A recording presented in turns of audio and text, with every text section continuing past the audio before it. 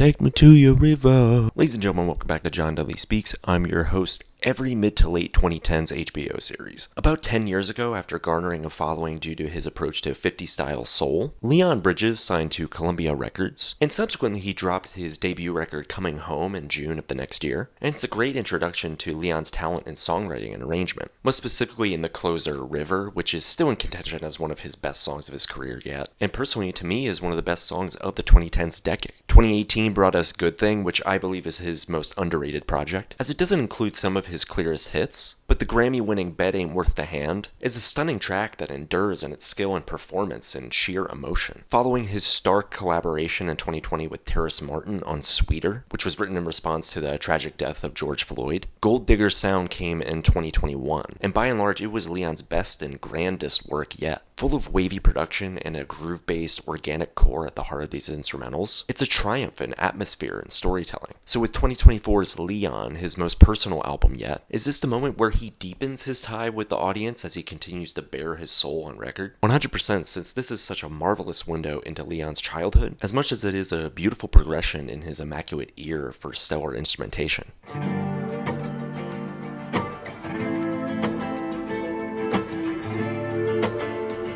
Assisted by Ian Fitchuk and Daniel Tashian, who are known for their Grammy-winning work with Casey Musgraves on Golden Hour, as well as Star-Crossed and this year's Deeper Well, Leon benefits from a glossy overlay of slickly produced instrumentals, with a touch of country to hit home on the motifs of growing up in Texas. I couldn't help but be reminded of the eclectic country pop, R&B, and southern rock of Cowboy Carter, and I mean that in a favorable way. But there's also a strong sense of jazz that sprung Clairo's latest to mind, and it's this kind of assortment and variety that still has a clear sonic template and aura that has made this one of my favorite years of music so far. Fitchuk and Tashian's restrained approach to maximalist orchestration and minimalist acoustics is total perfection on That's What I Love, and the decadent keys of Laredo mix starkly with the lived-in rhythms and pacing. Then there's a track like Panther City, which might be the most pop-leaning cut here, but it still has delectable flavors in its standout electric guitars that are a blissful combo of bluesy and country. Never Satisfied does something similar with soul, psych rock, and blues rock, and it's equally stunning. The bluegrass of Peaceful Place isn't one that fully did it for me, and that's because I feel like it couldn't quite settle on a tonal consistency, so a lot of the elements feel crammed together rather than organic. And though the ballads are absolutely wonderfully written, the musical progressions can often be slightly derivative, but even so, when you get the amazing slide guitar like on Can't Have It All, and the flawless, airy mixing of Leon's voice with a wall of sound to back it on Ivy, you can't do anything but leave this album with a smile on your face.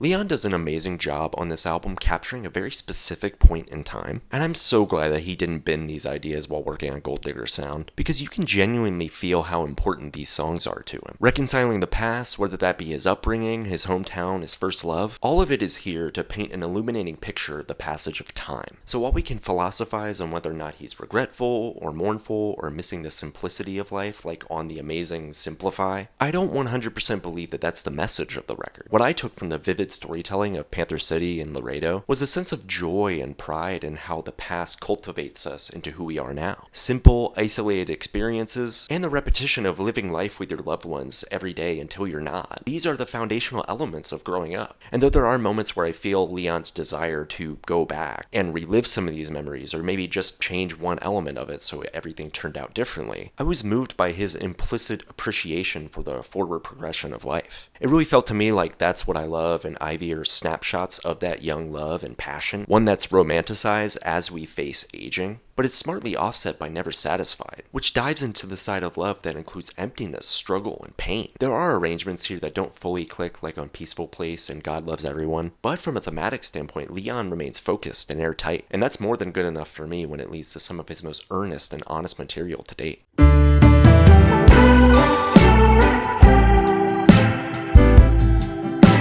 I've loved Leon's voice since I first heard it in 2015, and God, if it doesn't just get better and better with every single record. I had the honor of seeing him live in 2022, and I didn't think it was possible for him to get better than how he sounded on Gold Digger Sound, and boy was I wrong. Leon is a record that is built on emotion and passion, and he absolutely delivers on all fronts here. evocative of records like What's Going On and his masterful crooning, not overdoing it but never letting us underestimate how powerful his voice is. I also really appreciate his natural ability to mix his voice tastefully into the instrumentals, like on Never Satisfied and Laredo, and what I mean by that is, he softens his voice and strengthens it parallel to the musical progressions, so it gives off a live cut-to-tape feel. Panther City situates Leon's voice at the center of the mix probably more than any other cut here, at least in terms of the more upbeat songs, and he drives it with confidence yet restraint, letting the dynamics build until a euphoric final chorus arrives. And though I wasn't totally impressed by the direction of Peaceful Place and God Loves Everyone, his laid-back, relaxed attitude on Ivy and Ghetto Honeybee are so enveloping and alluring. You can't do anything but be captivated by him.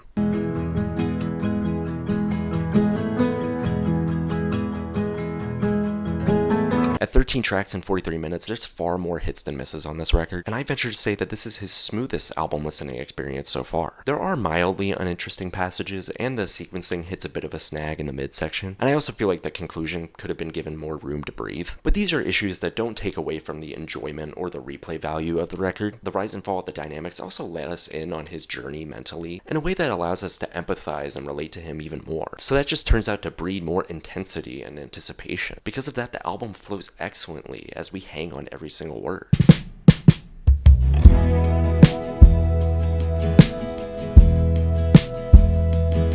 I like my stone-washed denim with a long crease in them in my snakeskin boot. Leon Bridges is 4 for 4 with studio albums, and if Gold Digger Sound was a home run, this album is a grand slam. He introduces a vulnerability that he's never quite had on record, and it pays in dividends with how he's able to fit this level of songwriting into such an effectively produced record. But hey, that's just my perspective. If you're a Leon Bridges fan, you're going to love this album. And if you're in the mood for a soulful, jazz-laced statement about love for the past and how it's shaped our futures, you gotta check this one out. Alright, that's all I got. Bye!